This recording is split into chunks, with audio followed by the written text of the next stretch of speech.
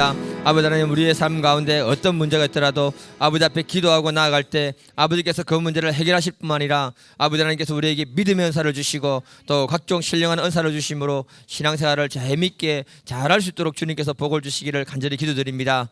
아버지 하나님, 이 시간에 우리의 삶에 어떤 문제가 있든지 간에 주님 앞에 엎드리면 주님께 손을 들면 주님이 그 문제를 해결하시고 승리를 주시는 줄 믿습니다. 이 시대가 너무나 어려운 시대입니다.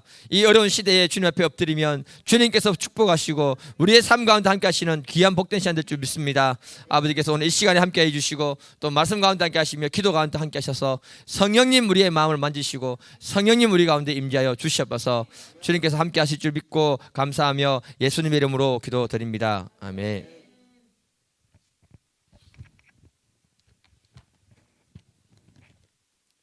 같이 고린도전서 같이 12장 같이 한 목소리를 읽겠습니다.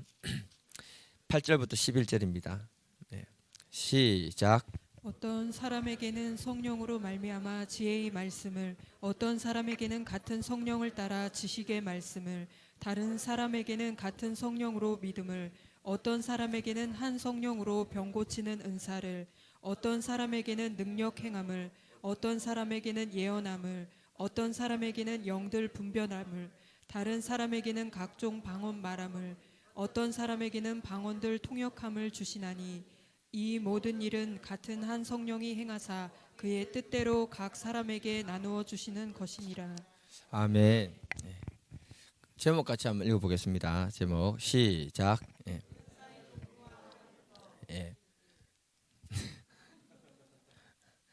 오늘부터 각종 응사들에서 대해서 한 몇 주간의 설명을 같이 하면서 우리에게 필요한 것들은 적극적으로 기도하면서 우리가 구할 수 있기를 주님 이름으로 축복해 드립니다. 그 성령님이 주시는 은사는 우리가 신앙생활할 때 윤활유와 같다고 제가 지난 시간에 말씀을 드렸습니다. 거대한 기계가 돌아가는데 윤활유가 없으면은 그 기계는 마찰열로 인해 가지고 변형이 될 것이고, 그렇기 때문에 그 기계는 더 이상 사용할 수 없게 되는 것입니다. 그러니까 이와 같이 우리가 신앙생활할 때 성령 하나님 주시는 그 은사로 재미있게 우리가 신앙생활할 수 있기를 축복합니다. 그리고 개인적으로는 자기 덕을 세우고요, 또 교회적으로 덕을 세울 수 있는 굉장히 좋은 은사가 바로 선물인 줄 믿습니다. 이런 성령 하나님의 일하심이 교회 안에 없으면 교회 안에 율법화되고 굳어버리는 것들이 많습니다. 그래서 교회는 꼭 성령 하나님의 역사하심이 강하게 나타나야 될 줄 믿습니다. 자, 이 은사를 우리가 제대로 활용하지 못하거나 또 은사를 가지고 자기를 너무 과대평가하다 보면은요, 문제가 많이 생기는 것입니다. 그럼에도 불구하고 우리는 성령 하나님이 우리에게 은사를 주시도록 정말 간구할 수 있기를 축복합니다. 그 은사들을 갖다 같이 살펴보면서 그걸 통해서 우리가 더 영의 깊은 세계로 들어갈 수 있기를 주님 이름으로 축복해 드립니다.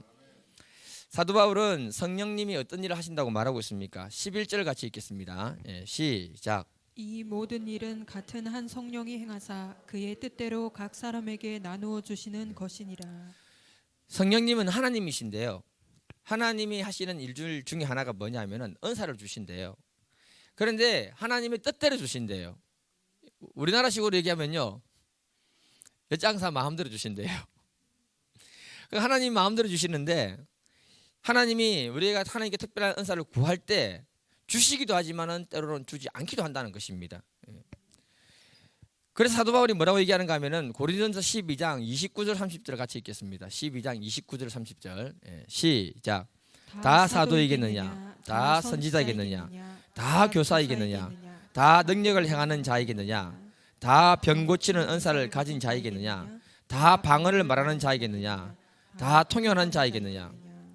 사도 바울이 말하기를 뭐라고 하느냐, 하나님이 교회에 사람을 세울 때에 은사를 주시는데 다 주지 않는다는 거예요.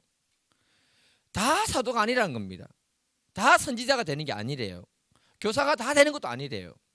그러니까 하나님은요, 사람에게 은사를 줄 때 그 사람의 타고난 재능이나 여러 가지 믿음도 보시지만은 그 교회에 세울 때 꼭 필요한 부분에 있어서 그 사람에게 그걸 주신다는 거예요.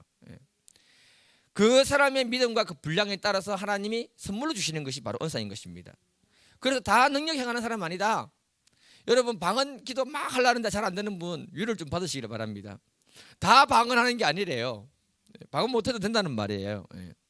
믿음의 분량에 따라서 그 은사에 대해 사모하는 그 마음의 정도에 따라서 하나님이 그것을 주시는 거예요. 그런 의미가 포함되어 있는 것입니다. 그래서 우리가 이 사실을 알고 은사를 접근해야 되는데 조심해야 되는 것이 뭐냐면요. 이렇게 하나님이 각 사람에 따라서 은사를 나눠주시기 때문에 영건지 사람에게는 가르치는 은사나 찬양의 은사나 또 보면은 그 목장들을 잘 운영하는 그런 은사들이 있거든요. 있어요. 예. 근데 그게 저한테는 없을 수가 있단 말이에요. 그러면은 그거 보고 시기하거나 질투하거나 모함하거나 그렇게 하면 안 된다는 거죠. 이해되십니까? 각 사람에게 주는 은사 다 다르기 때문에. 근데 우리가 뭐냐면은 은사자들의 문제가 생기는 게 뭐냐면은 다른 사람들을 잘 인정하지 않으려고 한다는 거예요. 자기 은사가 더 정확하다는 거예요. 자기 은사가. 자기 예언이 더 정확하다는 거예요. 그렇게 생각해버리면은 그것이 은사를 잘못 알고 있다는 것입니다, 여러분. 하나님은요, 불완전한 사람을 택해가지고 그 사람을 사용하시는 거예요. 그래서 은사를 주신다고 했을 때 한 사람에게 하나님이 완전한 걸 다 주지 않는다는 것입니다. 예. 모든 은사는요, 서로 도움을 받아야 되고 상호 완충작용이 필요하다는 거예요. 방은 또 보면요, 하나님이 뭐라 하냐면 각종 방언을 주셨대요. 하나만 주시면 될 거 아닙니까? 그런데 사람이 다 다르니까 각종 방언을 주신 거예요. 어떤 사람은 방언을 받았는데 끼꾸 그러더래요. 남들은 유창하게 하는데 자기는 끼꾸 하니까 그 방언 받고 난 다음에 방언 아니라고 시험 들었던 거예요. 여러분, 다 방언 막 하다 보면요, 다 다른 방언이지만 하나의 화음으로 딱 하는 게 잡혀서 올려드려지게 되는 거예요. 그래서 고린도전서 14장 29절에 보면 뭐라 하느냐, 예언을 하는 사람들이 둘 셋이 예언을 하고 나머지는 분별하라. 무슨 말입니까, 여러분? 예언도 한 사람이 완벽한 것이 아니기 때문에 둘 세 사람이 예언을 하고 그것을 분별해라, 합해서 이렇게 잘 알아봐라, 이런 뜻입니다. 그래서 우리가 알아야 되는 게 뭐냐, 모든 은사는 서로 다 상호 보완적인 것이다. 완벽한 것이 없다. 이걸 우리가 인식을 해야 되는 거예요. 그런데 중요한 건 뭐냐, 은사는 절대로 한 사람에게 다 주지 않지만 모든 은사는 하나님으로부터 나온다는 것입니다. 나오는데 지속적으로 사용하면서 개발해야 할 책임은 누구에게 있다? 나에게 있는 거예요. 나에게. 우리가 지속적으로 사용하고 개발하지 않으면 완전히 초기 단계에 머무르거나 아니면 그것이 시들어버리고 사라져버리는 것입니다. 바울이 말하는 은사가 지금부터 뭐냐, 오늘 8절 같이 한번 읽어볼게요. 시작. 어떤 사람에게는 성령으로 말미암아 지혜의 말씀을, 어떤 사람에게는 같은 성령을 따라 지식의 말씀을. 이 8절의 말씀은요, 목회자와 성경을 가르치는 분들에게는 굉장히 필요한 은사들입니다. 성령 하나님이 지혜의 말씀과 지식의 말씀을 은사로 주신다고 했는데요, 여기서 지혜라는 말은 소피아라는 말입니다. 그러니까 이 말은 깨닫게 된 지식을 말하는 거예요. 무슨 말인가 하면요, 우리가 학교에 가가지고 애들이 학교에서 공부를 배웁니다. 학교에서 공부를 배우는 건 이론 아닙니까? 맞지요? 이론이기 때문에 우리 실생활에 그대로 쓸 수 있습니까? 없습니까? 잘 안 됩니다. 그런데 그 학교에서 배운 그 지식이 어느 순간에 이거 이렇게 적용하면 되겠구나 라고 적용이 되는, 깨닫게 되는 거 있어요. 그게 바로 지혜라는 거예요. 지혜. 그 지혜의 말씀이, 성경 말씀이 우리에게 딱 그냥 받아들였는데 깨달아졌을 때 우리 삶 가운데 그대로 적용이 된다는 것을 말하고 있는 것입니다. 지식의 말씀은요, 그노시스라 해서 성경 말씀을 배워서 알게 되는 지식을 말하는 겁니다. 예수 믿기 전에 우리가 성경을 본 적이 있습니까? 없습니까? 없잖아요. 그 사람이 교회 와가지고 처음부터 성경 읽으면 성경이 잘 이해된다? 안 된다? 안 된다. 당연하다. 그래서 성경을 가르쳐주는 선생님이 필요한 거예요. 그 사람한테 배워야 되는 거예요. 배우면은 성경 말씀이 무엇인지 알게 되고 하나님의 구원의 역사가 무엇인지 알게 되고 하나님의 뜻이 무엇인지 알게 되는 겁니다. 그게 쌓이게 되면은 나중에 지식으로 쌓이게 되기 때문에 그 지식으로 내가 다른 사람을 충분히 가르쳐주고 도와줄 수 있다, 이렇게 말하고 있는 거예요. 이게 바로 지식의 말씀이라는 겁니다. 그래서 초신자 때는 성경 공부를 많이 해야 된다, 적게 해야 된다? 많이 해야 된다. 기본적인 것들을 공부를 많이 하고 나면은 나중에 읽을 때 그게 무엇인지 자기가 스스로 이해가 되는 것입니다. 클린틀이라는 학자는 이렇게 말했습니다. 지혜의 말씀은 설교나 예언 등을 수행할 때 그 말씀을 잘 받아들일 수 있도록 성령의 지혜로 말씀하는 거다. 무슨 말이냐면요, 설교할 때 제일 필요한 건 뭐냐면 성경 말씀을 딱 읽었을 때 이 말이 무슨 말인지 내가 깨달아져야 되는 거예요. 깨달아지고 이해가 돼야 쉽게 다른 사람에게 전달을 하게 되는 것입니다. 그게 지혜라는 거예요. 이렇게 깨달아져서 알지 못하면 전달을 못하게 되는 겁니다. 또 클린턴이 뭐라고 얘기했냐면은 지식의 말씀은 성경 지식을 성령의 도우심으로 더욱 확실하게 풍부하게 받아서 전하는 은사를 가르친다. 그러니까 성령님이 도와주시는 게 뭐냐, 하나님의 말씀이 무엇인지 지식적으로 우리 안에 잘 이렇게 마음에 넣어주신다는 거예요. 그걸 많이 담아가지고 그걸 가르칠 수 있는 그 은혜를 주신다는 거예요. 말이 어렵지만은 이 지혜의 말씀과 지식의 말씀은 상호 보완적인 것입니다. 목사님 저에게 성경 말씀에 대한 지식이 기본적으로 깔려 있는 거예요. 성경 66권의 이야기가 어떻게 흘러가고 무슨 내용인지 전체 스토리가 나한테 들어와 있습니다. 그리고요, 구체적으로 성경을 갖다가 말씀을 암송할 때 제 머리에 말씀 암송된 것이 내 머리에 들어와 있는 거예요. 이게 바로 지식의 말씀입니다. 그래서 성경에 제가 신학교 때에 그 성경 이제 그 암송 시험을 치고 그걸 통과해야 되거든요. 그 통과할 때에 구약 성경은 구절을 외웠는데 안 쉬고 쫙 외우니까 1시간 반 동안 쫙 외우더라고요. 안 쉬고 딱 외우니까. 별로 해보면 압니다. 이게 얼마나 어려운 건가. 1시간 반 동안 쫙 외웠던 그 구절이요, 그게 내 머리에 들어가 있는 거예요. 그리고 신약 성경은 45분 동안 쫙 안 쉬고 외우니까 45분 동안 구절이 다 이렇게 외워지는 거예요. 그게 내 안에 들어와 있는 거예요. 이게 지식의 말씀이라는 겁니다. 재밌는 건 뭐냐면, 그래서 이 말씀을 서로 이렇게 풀어주는 작업을 하는 거예요. 근데 이것으로만 끝나면 안 된다는 거예요. 지혜의 말씀이 필요하다는 것입니다. 제가 말씀을 설교하다 보면은 어떤 비유를 들거나 어떤 비슷한 예화를 들거나 이런 설명을 제가 해줄 때가 많이 있습니다. 그러면은 그 말씀 들을 때 이게 이거구나 이렇게 이해가 된다는 거죠. 그렇게 역사하는 게 바로 지혜의 말씀이라는 거예요. 이게 없으면은 가르치는 은사가 되지 않는다는 겁니다. 그래서 이것을 갖다가 하나님이 성령 하나님을 의지해서 할 수 있도록 하나님이 우리에게 주신다 이렇게 말하고 있는 겁니다. 베드로서 1장 20절하고 21절 한번 읽어보겠습니다. 같이 시작. 먼저 알 것은 성경의 모든 예언은 사사로이 풀 것이 아니니 예언은 언제든지 사람의 뜻으로 낸 것이 아니요 오직 성령의 감동하심을 받은 사람들이 하나님께 받아 말한 것임이라. 베드로 사도가 말합니다. 모든 예언은 곧 하나님 말씀인데요, 사사로이 풀 것이 아니라고 했습니다. 인간의 지혜로 접근해서 안 된다는 거예요. 그러니까 하나님의 말씀은 성령의 말씀에 감동된 사람들이 지혜의 말씀이나 지식의 말씀을 가지고 있는 사람들이 접근해서 그걸 풀어줘야 그것이 사람들에게 이해가 된다는 거예요. 그리고 하나님 뜻에 맞게 이렇게 전달된다는 것입니다. 만약에요, 사람의 생각으로 접근해서 풀게 되면 거기서 사람들이 이단이 나오기 시작하는 것입니다.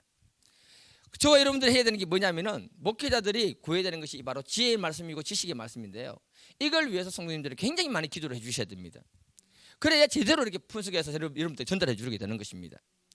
제가 말씀을 앞에서 들었는데요, 은사는 자꾸 개발해야 됩니다. 목회자가 되기 전에 하나님이 기본적으로 우리에게 주시는 게 뭐냐면은 지혜의 말씀과 지식의 말씀을 주시기 때문에 그렇습니다. 그런데 그 말씀을 보고 난 다음에 뭐냐면은 우리가 개발하지 아니하면은요, 그 은사는 머물러 버리거나 사라져 버린다는 거예요. 그래서 성경에 보면은 사도행전에 사도들이 말씀과 기도에 집중하겠다라고 했던 이유가 있습니다, 여러분.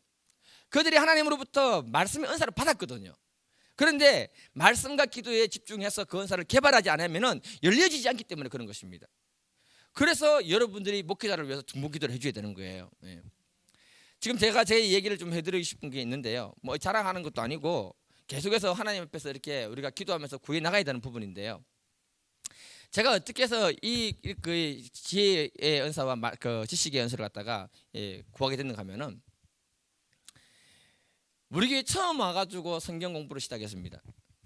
성경 공부하면요 굉장히 재밌더라고요. 그때 재미있었는데 가르치는 사람이 잘 가르치니까 재미가 있는 거예요. 그리고 나서 제가 군대를 갔습니다.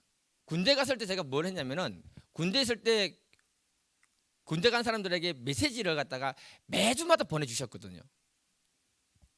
매주마다 보내주셨잖아요.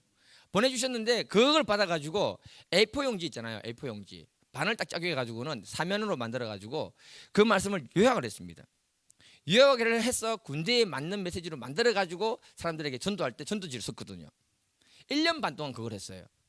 지금 생각해 보니까 그때 내가 1학년만 하고 군대 갔었는데 신앙의 체계를 잡는데 굉장히 큰 도움이 됐던 것 같습니다. 지금 생각해 보니까. 그리고 난 다음에 선교사를 갔다 오고 난 다음에 저를 하나님 목회자로 부르시는 거예요. 제가요 제일 두려웠던 게 뭐냐, 목사가 됐을 때 말씀 전하는 거. 핸디캡이 너무 많은 거예요. 첫 번째, 발음이 너무 안 좋다. 사투리 많이 쓴다. 이거 핸디캡입니다, 여러분.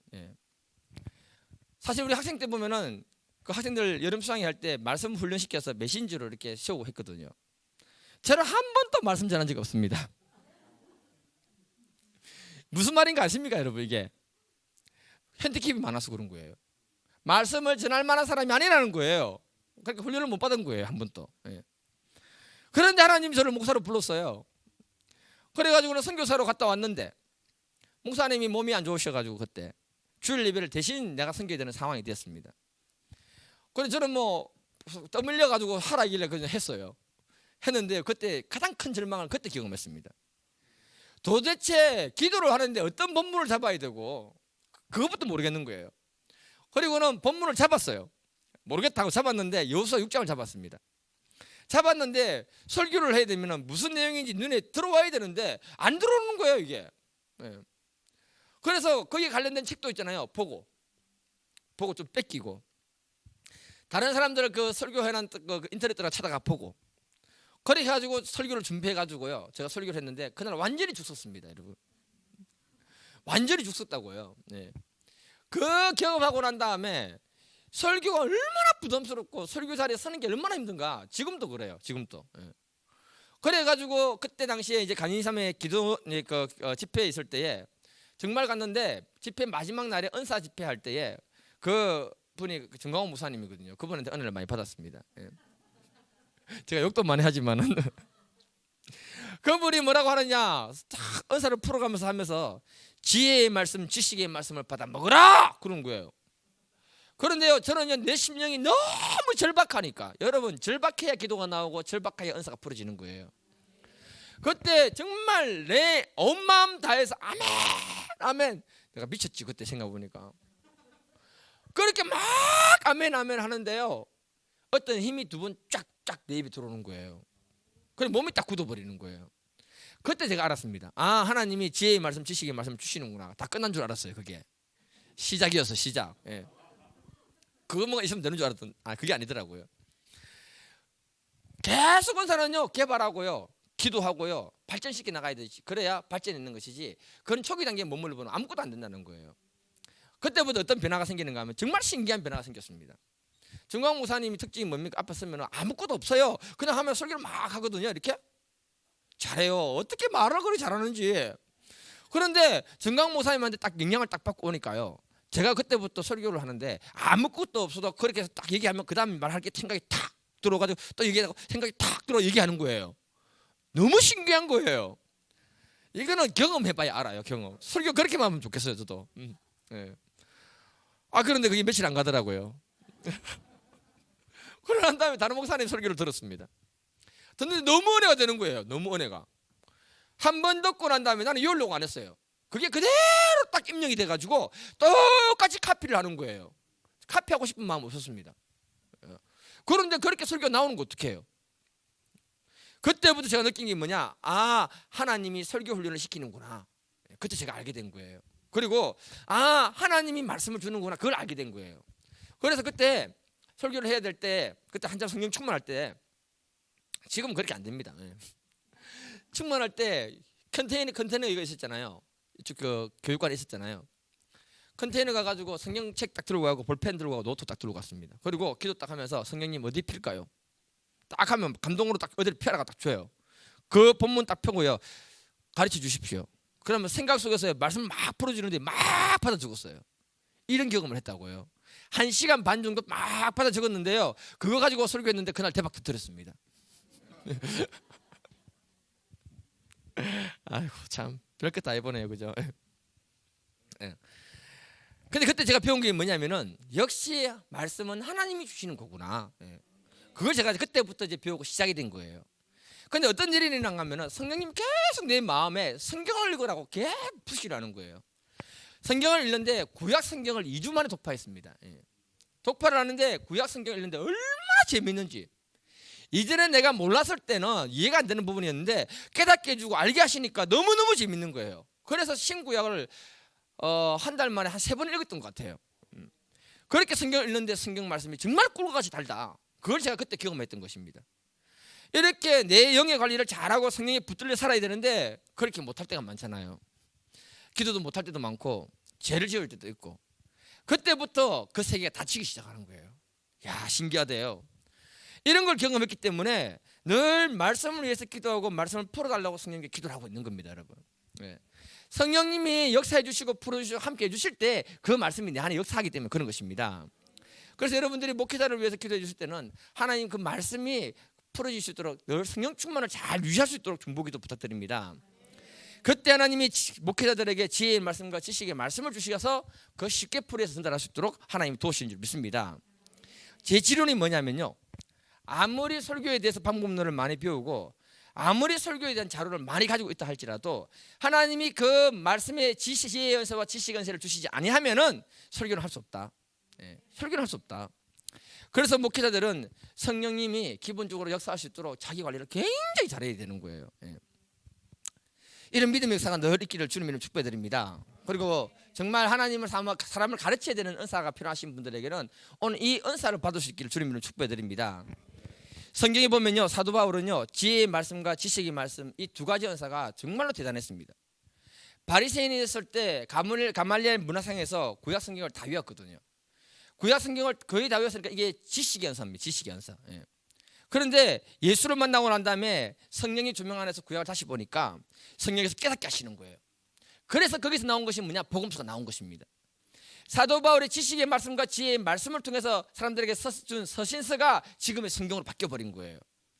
서신서 중에 로마서는 복음 중에 복음 아닙니까, 여러분? 사실 로마서는요, 구약을 갖다가 재조명해서 만들어낸 게 이 로마서예요. 그러니까 얼마나 그 세계를 해서 깊이 알고 깨달았으면 그걸 기록할 수 있냐 이거죠. 저 여러분들이 신앙생활하면서 성경을 배우는 것이 정말 중요합니다. 성경을 배우되요, 이단에게만 성경을 배우지 말기를 축복드립니다. 그래서 비밀리에 성경 공부하지 마십시오. 비밀리에 하면 신천지 빠지는 거예요. 우리가 정상적인 교회에서 성경 말씀을 잘 배우고 공부를 많이 하고 성경 말씀을 많이 암송하기를 주님으로 축복해 드립니다. 그래서 좀 우리가 옛날에 우리가 1대1 하면서 사람들을 많이 도와줬잖아요.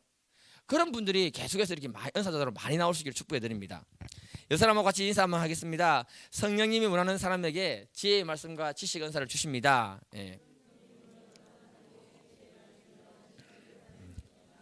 아멘. 사도 바울이 성령님은 또 어떤 은사를 주신다고 합니까? 구절 같이 한번 읽어보겠습니다.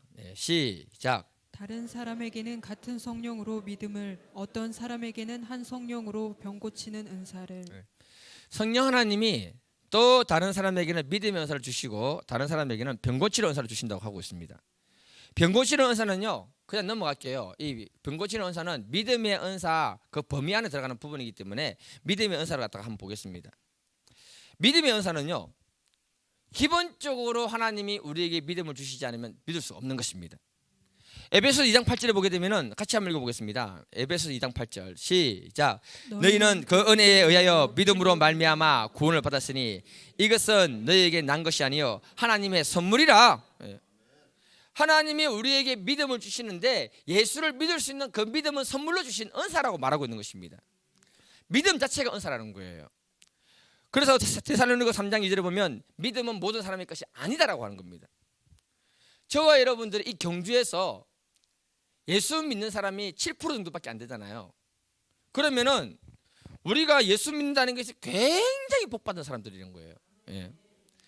그러니까 우리가 정말로 알아야 되는 게 뭐냐면은 하나님을 알 수 있는 지혜를 주시고 하나님을 믿을 수 있는 믿음을 주셨다는 그게 굉장히 큰 은혜라고 큰 믿음인 줄 믿습니다. 근데 오늘 본문에서 말하는 믿음의 은사는 조금 다른데요. 무슨 믿음이냐면은 우리가 인생을 살아갈 때 어려움을 만나고 문제를 만날 때 그 어려움과 문제를 돌파해 나가는 힘을 갖다가 이 믿음의 은사를 말하고 있는 것입니다. 마태복음 17장 20절에 보면 겨다시 만한 믿음만 있으면 이 산을 들어서 바다에 던질 수 있다라고 말했습니다. 무슨 말이냐면요, 겨다시 만한 자감인 믿음인데 큰 산과 같은 그 문제를 해결할 수 있는 능력을 말하고 있는 거예요. 이게 바로 믿음의 은사를 말하고 있는 겁니다. 이 믿음의 은사는 보통 때는 안 나타나고요, 우리가 교회를 건축하거나 교회에 큰 일이 있거나 우리 인생에 큰 문제가 있을 때 그 문제를 해결할 수 있도록 하나님이 특별하게 주시는 은사를 갖다가 이 믿음의 은사인 것입니다. 그래서 보면은 90년대에 중국에 선교를 하던 선교사님들이, 한국 선교사님들이 무슨 간증을 하냐면 이런 간증을 하시는데요. 중국에서 차를 타고 이렇게 선교를 하잖아요. 굉장히 거리가 넓습니다. 그런데 멀리 선교를 나가는데 그 차의 기름이 다 떨어진 거예요. 다 떨어지니까 중국 대로고 넓으니까 우리 한국처럼 금방 가서 주유하고 그런 데가 없거든요. 그러니까 기름이 떨어지니까 선교사님이 믿음으로 뭐 어디에 기도했냐면은 자기가 가져온 물통 있잖아요. 물통. 생수병 물통에 손을 얹고 안수 기도하고는 그 물통을 갖다가 어디에 주유구에 넣고 차에 시동을 튼 거예요. 시동을 건 거예요. 시동이 걸렸을까요? 안 걸렸을까요? 시동이 걸리는 거예요. 말도 안 되는 말인데 기적이 일어난 거예요. 그렇게 해서 몇 시간을 달려가 가지고 주유소에 들어가서 주유를 했다라고 이렇게 말하고 있어요. 그러니까 이런 게 뭐냐면은 하나님이 특별하게 어떻게 우리에게 믿음을 주셔가지고 그것을 해결하도록 돕는 특별한 믿음의 은사가 있다는 것입니다. 이 은사가요 지금 이 시간에 필요한 거예요, 여러분. 지금 우리가 살아가는 이 시대를 보면요, 이 믿음의 은사가 없으면 우리가 신앙생활을 잘할 수 없는 겁니다. 지금 코로나뿐만 아니라 우리가 살아가는 앞으로 점점 어려운 시대가 올 것인데요, 이런 믿음의 은사를 주시도록 우리가 기도할 수 있게 축복합니다. 교회 중직자일수록 우리가 믿음이 필요합니다, 여러분. 왜냐하면 하나님이 이런 사람의 힘과 능력을 하는 것이 아니잖아요. 저 상황을 보면 분명히 불가능하기 때문에 할 수 없는 상황입니다, 여러분. 이때 믿음이 있으면요, 하나님 앞에 기도할 때 하나님이 응답 주시면 돌파할 수 있는 힘이 생기는데, 믿음을 잃어버리면요 피해가게 됩니다, 여러분. 피해가면요 우리는 하나님을 경험할 수 없는 거예요. 우리가 언제 하나님을 경험하느냐? 저 문제 정말 아무것도 아니고 심각한 문제지만 하나님이 도우시면 된다는 믿음이 딱 들어왔을 때 그 문제를 한번 붙어야 되는 거예요. 그때 살아계신 하나님을 경험하면 우리의 믿음이 성장하게 되는 것입니다. 성경에 보면은 특별한 믿음의 은사를 가진 사람들이 많은데요, 대표적인 사람이 엘리야 아닙니까, 여러분? 엘리야가요 하나님이 응답받고 난 다음에 뭐라 하느냐, 그 북이스라엘에 하나님을 괴롭힐 믿음의 사람을 괴롭힐 때에 이곳에 비가 내리지 않는다고 선포했습니다. 선포하고 난 다음에 3년 반 동안 비가 내리지 않습니다. 그런데 마른 하늘을 쳐다보고는 7번 기도하니까 비가 내립니다, 여러분. 그리고 엘리야가 사르밧 가부의 아들이 죽었을 때에 달려가서 그 아들을 살려냅니다. 그리고 그 시대 우상 숭배자들하고 붙을 때에 갈멜산에서 하늘에서 불이 떨어지도록 기도했을 때 불이 떨어지는 거예요. 이런 특별한 은사를 그때 엘리야가 가졌던 것입니다. 그 믿음으로 그 시대의 어둠들을 몰아내는 믿음의 사람으로 쓰임받았다고 성경은 말하고 있는 거예요. 그러니 저와 여러분에게 이 믿음이 얼마나 필요한가? 오늘날 이 시대에 굉장히 필요한 믿음입니다. 다니엘이 특별한 믿음의 은사를 가졌는데요, 청소년 때에 뜻을 세워서 하나님을 기쁘시게 하고자 한다. 이건 포로로 끌려간 사람에게 있을 수 없는 일입니다. 그런데 그는 그걸 할 뿐만 아니라 사자굴에 들어가면 죽는다는 걸 알면서도 그는 기도를 멈추지 않았습니다. 특별한 믿음이 있었던 거예요. 그 믿음으로 그 위기들을 다 극복하는 얘기를 갖다가 말하고 있는 것입니다. 저와 여러분들이 정말 이 시대에 구해야 되는 게 뭐냐면은, 정말 하나님 나에게 특별한 믿음을 주셔서 내 삶 가운데 있는 그 문제 해결할 수 있는 능력을 주시옵소서, 이런 기도를 오늘 밤에 들으시길 축복해 드립니다. 받아야 돼요. 예. 제가 신대원 2학년 때 학교에서 이스라엘, 이집트, 요르단 11박 12일로 성지순례를 간다고 했습니다. 그 당시 요금이, 그러니까 2006년도가 7년도니까 300만 원이면 굉장히 비싼 돈이었거든요. 여행 병비까지 대충 계산을 해보니까 400만 원 정도 나오는 거예요. 예. 내가 계산을 뽑으니까요, 내가 이거 여행 짜서 하면 돈이 그만큼 안 나올 건데 학교에서 하니까 돈이 많이 나오더라고요. 제 마음에 어떤 마음이 딱 들었냐, 지금 내가 안 가면은 갈 기회가 별로 없을 것 같다라는 마음이 딱 들어온 거예요. 그래서 가야겠다는 마음 먹었는데, 그 당시 제가 사회 갈 때에 사례비가 정말 작았습니다. 예. 교회 형편이 능력한 것도 아니었고, 뭐 그때 전도사 때 뭐 이렇게 사례를 많이 하는 데도 없으니까 인간적으로 계산을 딱 되니까요, 대출을 내지 않는 이상은 내가 갈 수 없다는 게 딱 나온 거예요. 예. 마음은 가야겠는데 돈은 없는 거예요. 그 문제 두고 컨테이너 들어가서 막 기도를 한참 했습니다. 기도하니까요, 성령 하나님이 가라, 내가 책임지지 마, 이렇게 마음에 믿음을 주시는 거예요. 그래서 그때 아멘 했습니다. 아멘 하고 컨테이너 문 열고 밖에 딱 나오는 순간에 현실을 보니까 도저히 불가능한 거예요. 도저히 계산이 안 되는 거예요. 그래서 또 기도회로 들어갔습니다. 들어가서 막 기도하니까 하나님 가라 하시는 거예요. 그때 마음에 믿음이 들어오니까 아멘 했어요. 아멘. 그런데 컨테이너 문 열고 나오니까 또 안 되는 거예요. 믿음이 안 생기는 거예요. 일주일 동안 계속 거짓을 했습니다. 들어가서 기도하면 갈 것 같고, 나오면 안 될 것 같고, 기도하면 되고, 현실을 보면 안 되고. 그런데 그 상황 속에서 정말 어떡할까 하는데 딱 써 있는데 하나님이 가라, 내가 채우리라. 가라, 내가 채우리라. 딱 이렇게 믿음을 주시는데요, 믿음이 딱 들어오는 순간에 뒤를 생각하지 말고 일을 저지르자. 딱 그래가지고는 그때부터 20만 원씩 학교에 이렇게 통장으로 입금시키는 걸 했어요. 제가 그때 한 200만 원 좀 못하게 입금을 시켰거든요. 그런데 하나님이 나머지 부족한 것을 다 이렇게 하나님 은혜로 참 갈 수 있도록 이렇게 채워주시는 것들 그때 경험했습니다. 제 동기는요, 가기 위해서 대출냈어요. 걔는. 저는 믿음으로 이 문제 돌파했습니다. 그때 제가 믿음을 배운 거예요. 아무것도 아닌 것이 보이지만은 믿음이 뭐냐? 이 문제 앞에 하나님 앞에 기도할 때 하나님 가라 하면 하라 하면 된다는 거예요. 하나님이 책임지신다고 결정만 떨어지면은 하나님이 그 일 하신다는 것입니다, 여러분. 우리의 상황과 형편을 보게 되면은 도저히 안 되는 것들이 얼마나 많은지 몰라요. 그러나 하나님 하라 하면 된다 하면은 되는 믿음으로 나아갈 때 하나님이 그 일을 행하신다는 것입니다. 이게 바로 믿음의 은사인 겁니다, 여러분. 우리 교회에 계시는 분들이 이런 믿음의 은사를 이 밤에 구할 수 있게 축복해 드립니다. 지금 우리들은요, 이 시대가요, 이 믿음의 은사가 없으면 돌파를 못하는 시대이기 때문에 그런 것입니다. 신학자 데이비드 피체스가 이렇게 정의했습니다. 믿음의 은사는 어떤 사람이 어떤 특정한 상황이나 필요에 처했을 때에 그 사람 안에 하나님 주시는 초자연적인 믿음이다. 하나님의 필요에 따라서 우리에게 초자연적인 믿음을 주신대요. 그 믿음을 우리가 받아 누리기를 축복해 드립니다. 말씀 마무리하겠습니다. 여러분, 모든 은사는요, 기도를 통해서 일러지는 거 아시죠? 우리가 정말 하나님께 원하는 은사들이 있다면은 기도가 달라져야 됩니다. 정말 간절함으로 구하는 믿음 있기를 축복해 드립니다. 오늘 밤에 지혜의 말씀과 지식의 말씀이 필요하신 분들은, 은사가 필요하신 분들은 적극적으로 하나님께 달라고 기도하시기 바랍니다. 그리고 우리가 살아갈 때 이 세상은요, 돌발적인 상황이 너무너무 많은 시대예요. 이 시대에는 정말로 믿음의 은사가 필요해서 그 문제를 해결할 수 있는 능력이 사람이 될 수 있도록 우리가 이 밤에 기도할 수 있기를 축복해 드립니다. 그럴 때 하나님이 오늘 이 세 은사 중에서 우리에게 꼭 필요한 것들을 여러분들에게 다 주실 줄 믿습니다. 잠깐 기도하고 찬양하고 같이 기도하겠습니다. 사랑과 은혜와 긍휼이 풍성하신 아버지 하나님, 참 저희들이 살아가는 시대가 너무나 쉽지 않습니다. 성경 말씀을 봐도 잘 이해하기 힘든 시대가 되었습니다. 그러나 아버지 하나님, 이 밤에 참 지혜의 말씀과 지식의 말씀을 구하시는 분들에게 허락하여 주시기를 간절히 기도드립니다. 아버지 하나님, 또한 이 시대에 어려움들이 정말 많습니다. 이 어려움들을 넉넉히 이기기 위해서 우리에게 믿음의 은사를 주시기를 간절히 기도드립니다. 그 믿음의 은사로 아버지 하나님, 우리 앞에 있는 어려움들을 다 넉넉히 이기게 하시고 이 밤에 주님께서 말씀하시고 응답 주시기를 간절히 기도드립니다. 주님께서 이 밤에 함께해 주실 줄 믿고 감사하며 예수님의 이름으로 기도드립니다. 아멘.